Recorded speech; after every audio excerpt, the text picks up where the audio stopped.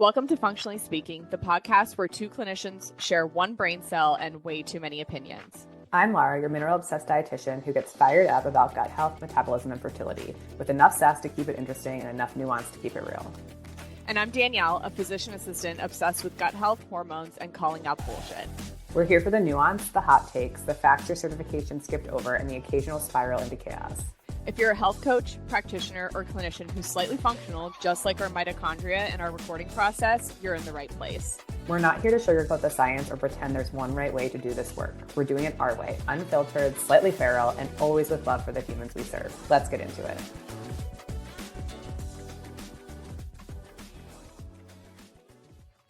Welcome back for episode 7 of Functionally Speaking, the clinical pod that spirals responsibly, sponsored by Unconventional Collaborative, the virtual interdisciplinary mastermind for coaches, practitioners, and trainers to all elevate their practice. Visit us at unconventionalcollaborative.com to learn more.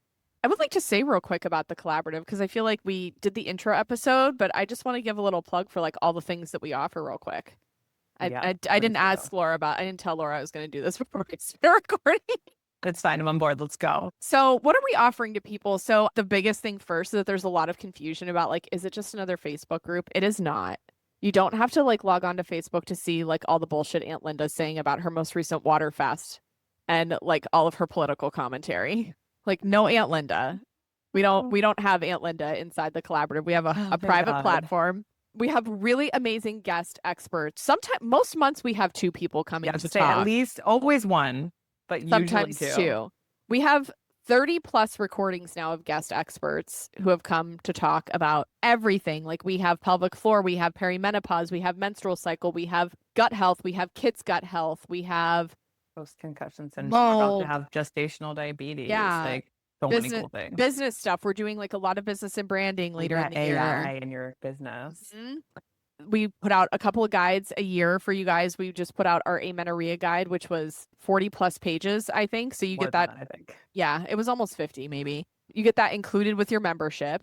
And then you get a community to collaborate with. I think that the reason Danielle and I started all this is because we felt like we were in a silo and we recognized how much of every person's health is connected and we can learn more and do more together. So I learn more than I think I give most days. So yeah, I learn tons. And then we do like a monthly mentorship call too, where like you can bring business questions, clinical questions, cases, just topics that you're curious about. Hey, I saw this on TikTok. Like we are all subject to that too. Like not just the clients and patients, right? So yeah, I just wanted to like give a little shout out to the collaborative because we've got lots of good things going in there and we're already starting to think about like 2026 guests and things like that too. So come join us, unconventionalcollaborative.com.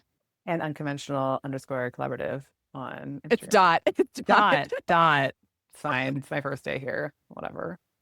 I'm really excited. I'm actually really excited for this topic today because I feel like this is really important. Like, should you be recommending, I feel like we could do a whole one on CGMs too for this, but like, should you be recommending health trackers to your client? Like, and what we mean by health trackers are Garmin watches, Oura rings, Fitbits, anything like that. So our short answer that most people are going to be really shocked by, get ready to be surprised, guys. Ready?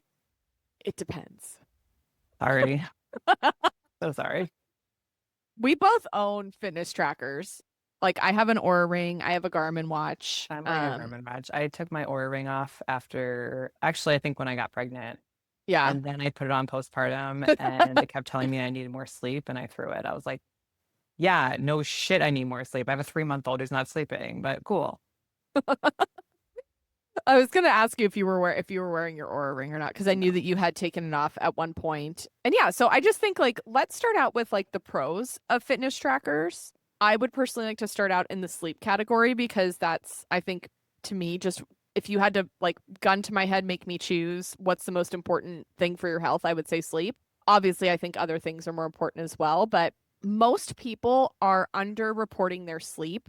And there's studies that show this too, by like 90 minutes. They think that they're sleeping for 7 hours, but it's like really 5.5.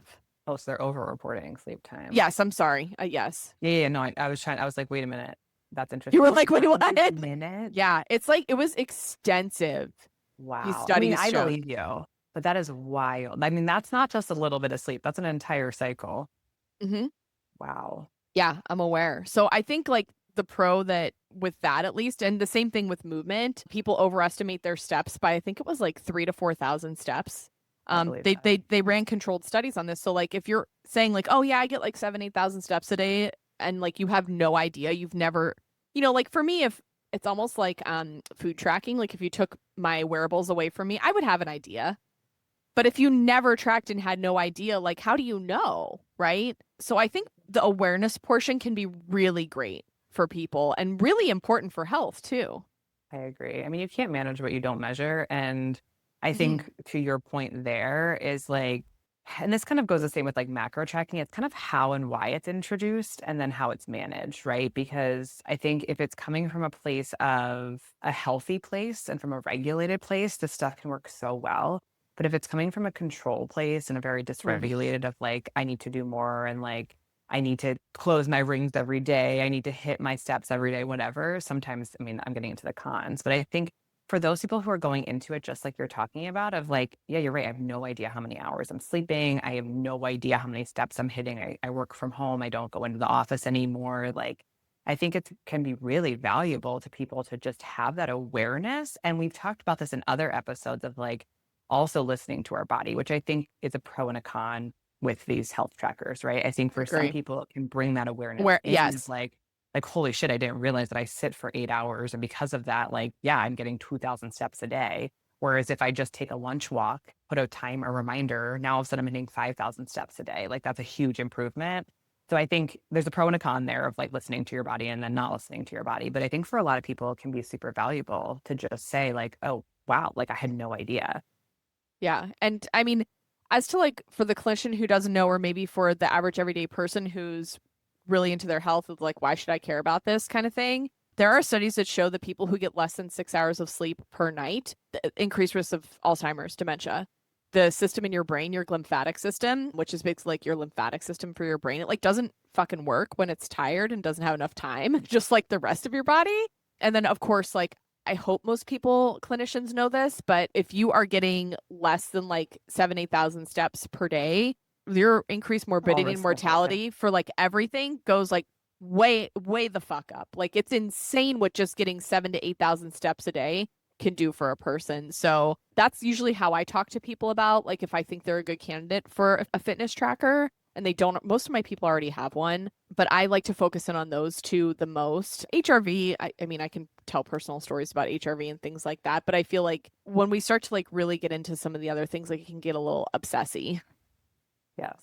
I also think from a clinician perspective, what can be helpful for you is like you're not with your client every day, right? So it's a nice way to have that without them having to do a lot of heavy lifting. Like they can just wear a wearable and then they can just share the data with you. Yeah. So you can say, okay, you're saying you're getting 7,000 steps per day, but I'm really only seeing that on the weekend. Or like, they tell you like, oh, I can totally get 8,000 steps, but you look at their trends and you realize that they're only getting 3,000 steps a day. It might be more valuable for you to talk to them about getting 4,000 steps per day, like doing it incrementally so that they can be successful.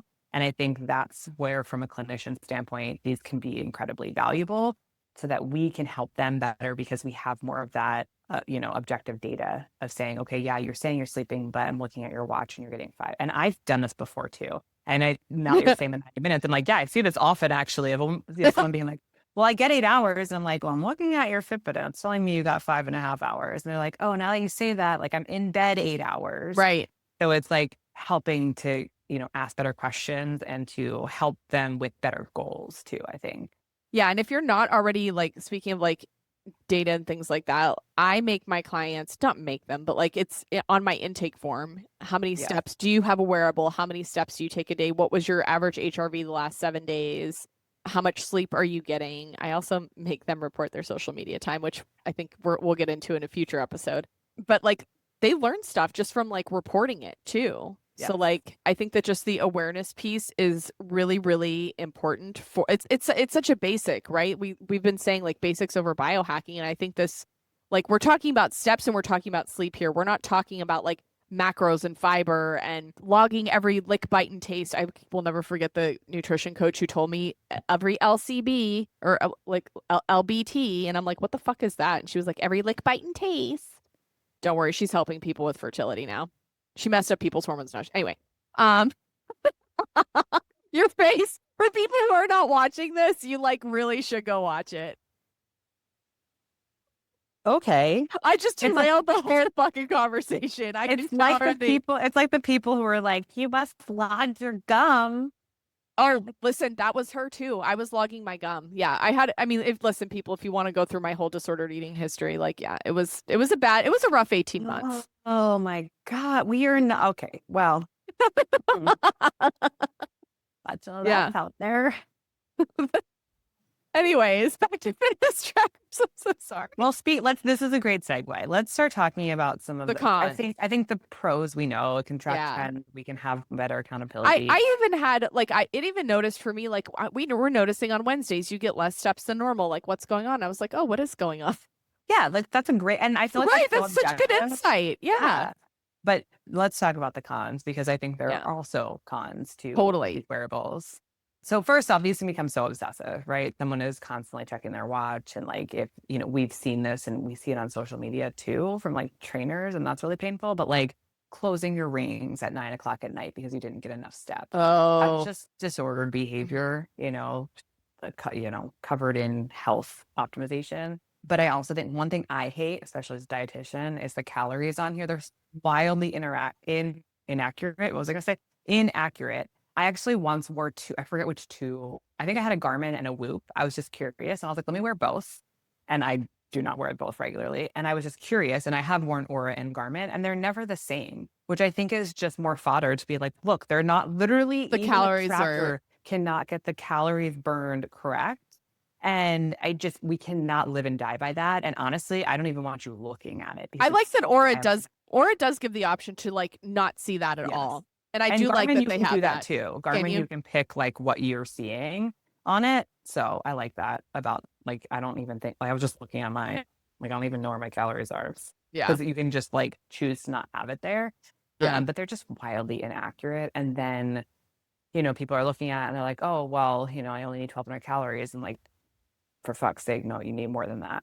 But I just think it can create such an obsessive disordered behavior. And so it really does depend who's using it and how they're using it. Like someone with an eating disorder or a history of eating disorder, probably not a good candidate. Or if they're using it, we really need to monitor and ask the questions of like, how is it should be a part of your intake to screen for like, how do you feel about your wearable? Can you go a day or two? Can you go a week or two? Can you go a month? Well, that's a good point. Like, that's a good, I don't have that on mine. That's a good idea. Like, I just think that if we can't go without it, then it's probably, probably don't have a great relationship with it, or could have a better one with it, would be my thought process. Yeah, that's a good. Yeah, I mean, for me, it's really that person who becomes stressy, obsessy about it. And again, I think like to point out like the disconnection from self and body and how I feel. Oh my God, I feel like trash. But like sometimes Oura, it'll be like, your sleep was an 88. And I'm like, I was read 3 chapters in the middle of the night. That doesn't happen often. Like, once every couple of months. Of like, we're babysitting dogs right now. And like, I literally was like reading Metal Slinger in the middle of the night. Like, in the middle of the night. We should have warned people that they're going to get song and dance when we did the intro episode for this. But it's like, no, I need to sit down. Like, no. And the same could be true too of it. On the opposite end. Yeah. Yeah. I think we talked about this a couple episodes ago with cycle syncing. And I think once again, the awareness can be really great for some people, but then the overriding of what your body is telling you can also be detrimental. And I was actually talking to a friend. She is a trainer at the Olympic level, and they've just gotten so more technology based. And they have all these ways to track. And she's like, well, it's great in some respects because we can tailor things really great to certain people. It's also like, what happened to us just like enjoying the sport and listening to our body and like either pushing really hard on days we feel good or not on days we don't. And instead of looking at our wearable and saying, oh, well, I should be able to push today, now I can't. Like, it's just at some point, too much is too much. And I think, there was a great reel too that she sent me, and it was like going out for a run in 2010 versus going out for a run in 2025. In 2010, it was literally like bye, like he was like in his like apartment, and he said like bye to his roommate, and then just leaves. And then in 2025, it's like they got to prep all of their clothes and make sure their Strava's on, and like he was like, I mean, listen, Strava's a whole other level. Yes, and disordered. And like he had his Garmin on, and like his something else, I forget. I literally forget, but like he was doing all these steps just to go for a run, and then post run, like how he had to post about it and analyze it. And it's like there's a time and a place for that, but like if we're doing that every single time we're moving our body or like trying to analyze our body, like at what point is that just disordered? Because like we're not listening to our body, we're overriding it with all this information that's sometimes too much information. Yeah, I love that. Two things that I would really like to cover before we end this is like kind of like an avatar of who a really good person like is for a wearable who doesn't have one yet. And then also some questions that clinicians can put in their back pocket to kind of gauge their clients' awareness of like what's going on with their bodies. Like, are they connected to their bodies? Like, are there certain questions that you have that we can be asking for that? But as far as like the avatar goes, to me, it's the person who like they report on their intake form that they don't have, they don't have a wearable, which like for some people that's fine, but they also don't have an idea of how much they're sleeping. Like they really just don't have an awareness. And I get their blood work back and like their insulin's like over 10. Like we've got some signs of metabolic dysfunction in that blood work where they're tired all the time. And I'm like, okay, are you sleeping? Like, are you actually getting 8 hours? Like taking that guesswork out and obviously screening for like, does this person have like a disordered relationship? Do they have like, where are they within themselves? Asking the right questions. Like, I know you probably ask a ton of questions about like, what's your relationship like with food and body? Do you have a history of eating disorders and those kinds of things? But really that person who is like really in a yellow or red light for like metabolic dysfunction, I'm like, okay, like let's get some data on you because I need to see what you're actually doing so that I know what I need to be recommending. I'm curious. I'm sure you agree with that, but like, do you have another type of avatar that you were like, would think like this would be really great for this person? I think it's once again someone who's just more out of touch with their body. So we might see it on the flip side too, someone who maybe over exercises, but isn't necessarily like someone who has an eating disorder. Yeah. But they just don't like the 20,000 steps and like has no idea. That's a really good point. And they might already have a wearable, but I think maybe not training them, but like educating them on looking at the wearable and understanding like how it's impacting their health. I think that person is really valuable too. Cause I've seen that person who is walking 20,000 steps a day and maybe they're getting 7 hours of sleep. So like they're in the green, right? But they're completely dysregulated. They're undernourished. They're tired. They have PMS, whatever it might be. Totally. So I think that person can be so valuable too. It's kind of like the spectrum of people who could really benefit. Yeah. And then I think there's the maintenance person, right? Like you and I probably would fall in. Yeah. I've got my own health issues going on, but like, I think it's kind of like a maintenance of like, you have it.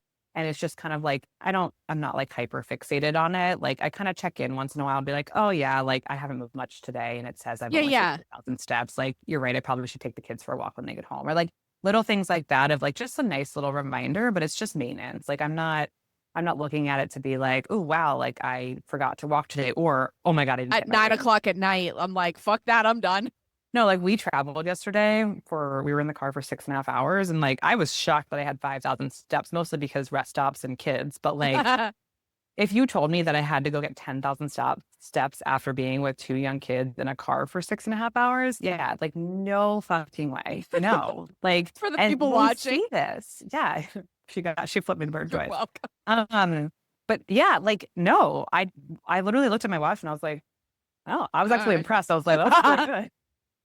I think also one thing that I would like to quickly interject here is why it's important. Like when you're talking about maintenance, like noticing trends, like I'm going to tell a little quick story of what I recently went through, because I think it's very interesting and also like a good little clinical pearl for people. Yeah. About 2 weeks ago, we went camping and mosquitoes love me. I have type A positive blood, and I finally found a positive theory as to why mosquitoes love people instead of, oh my God, you have all these toxins and you're dying and your blood sugar is fucked. Yes. apparently if you are metabolically efficient and pumping out a lot of mitochondria, it creates body heat, right? Like muscle is metabolically active because your blood is like really they can smell you easier or something because you are so metabolically active. But anyway, so I came home and I had all these fucking mosquito bites. I'm like, Jesus Christ, I can't even enjoy nature because nature hates me. And of recent, I've been feeling so amazing. Like Laura's like, can you give me some of your HRV? Because my HRV was like 160 to 180 for like, it was like 6 or 8 weeks straight. It was a long time. Yeah. And then like 2 days after we came home from camping, my HRV went completely dead, done, like 50 to 60. I was so inflamed that like putting mascara on, I like had mascara all over the lids of my eyes. Like I had to like loosen the fanny pack to walk the dogs. Like I was so inflamed. And so I was like feeling like crap. I ended up seeing my chiropractor, who's like not your typical rack and crack girl. She does like cranio and stuff. Like it was like I was instantaneously like 50% better. It was fucking incredible. If you're local to Southern Utah, you need to go see her. Her name's Melanie Bates. So shout out to Melanie for saving my life. But anyways, a plane ride there just to get Melanie. Dude, you do. I do. Like, listen, I sold people for a retreat just to come and see her. Anyways, and all of them said it was worth it. So I was like, okay, this is weird. And then I started noticing my like stress time on my Oura was like, after my long run the next Saturday, it was like 11 hours. And I started looking back at the trends and it was all like 6, 5, 7. Like it was like really high stress time. And it was like also really low HRV and they both happened the same day. So I went back and did all this research and because of my immune system and the inflammation and all of that, like that's what it was from. So like realizing those, I mean, there's even trends out there. Like, I don't want to freak people out, but like cancer, like freaking me out. Yeah. Like, I mean, if it's a sustained thing, anyways, I don't want to freak people out, but like noticing those trends, I think is also important where you can like be like, okay, like what, there's something going on here. Like, let me take a deeper dive into like, what could this be and how can I support my body? So like, I was like, okay, like I have some glutathione. Let me like support my antioxidants and NAC and B vitamins and, you know, just things like that I ended up doing. And I was like, okay, it really also was like, okay, you need to sit down the rest of the week. And so like I tried to go out running on Saturday and it also didn't go well. So I was like, okay, I need more rest. But I just think that that's another reason why like having that data, like I have years and years of data at this point, and also going into perimenopause is the other thing that I would say that it would be helpful if you're diligent at tracking. So that's my side tangent. I took over on that. I think the trend is definitely, and I think this is a lot of times what I tell my clients and I'll tell practitioners is you have to zoom out, right? You have to look at that big picture. If we're focusing on one day versus 1 month versus 1 year, we can learn a lot more of understanding those trends. So I think that was a very pertinent discussion. Yeah. Anything that you ask clients about, like to see where their awareness is with their body and their health habits and things, or things that you feel are telling, like if that question's making any sense? Usually, I mean, asking about their steps, asking them about their wearables. I definitely think asking if they'd be able to take a day off from it. I often have my clients do a food and mood journal when they first start with me. Food and mood. Food and mood. But it allows them to start putting in like how they're feeling. And for the person who cannot do that, it's okay. They're not really like in their body. So we talk about that. Wearable might be an option, might not be. And so that can help too, just me kind of say, where is this person at? Like, they don't even know their hunger satiety cues. They don't even know if they're tired or, you know, overwhelmed or whatever. And sometimes that's like oh, wow, they have no body awareness. I talk about their relationship with food, their relationship with body, their history of exercise and movement, because that sometimes can be really telling too. Like, are they someone who has always been an over exerciser? Or are they someone who like never moves their body? That can kind of cue you into like, are they someone who tends to overexercise, or are they someone who tends to not move their body? And would this make sense in that scenario? What about you? I ask a lot of those same questions. I was thinking more as you were talking, like picking up on cues and the answers that people give too. Like just if you ask somebody to slow down and they have a difficult response to that, like that's people who are using exercise as their only coping mechanism is kind of what I'm going for.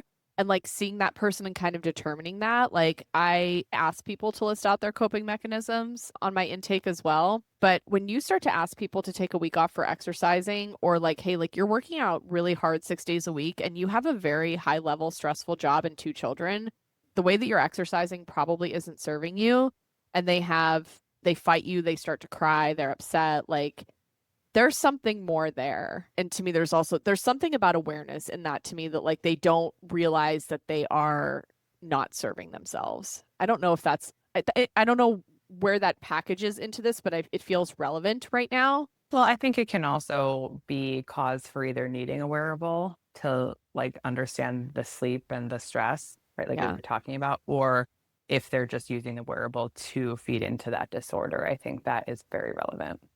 Yeah. So do the screening, ask the questions, and as always, basics of our biohacking. We'll see you next week, guys. Bye.